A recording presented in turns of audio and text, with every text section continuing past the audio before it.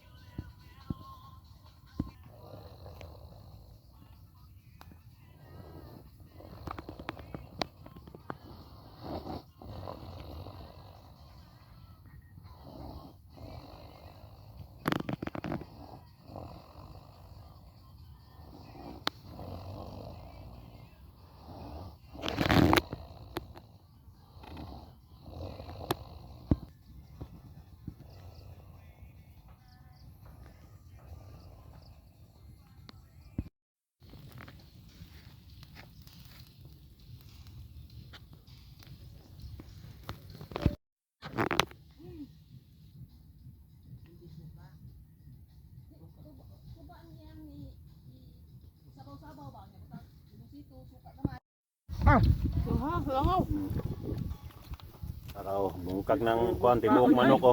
Kastang isda. Bungkag na atang lagong apel. So, araw. Busy na, busy taon. Ngaon tan yung tanan diha. Kasi ng door to dire yo. Kira ka diha ng birds? Ah.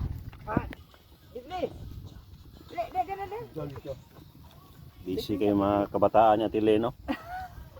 Si Boss Reo.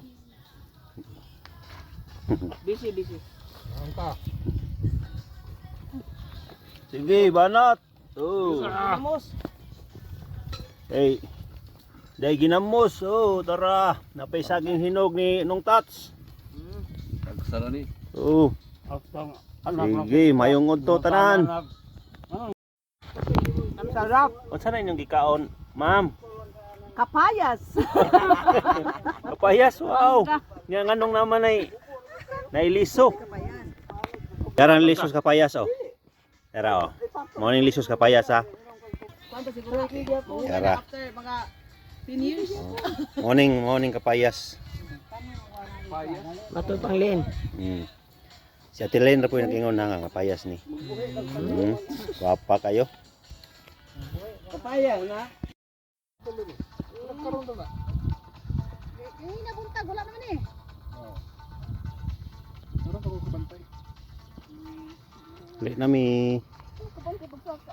Uli nami mga busing.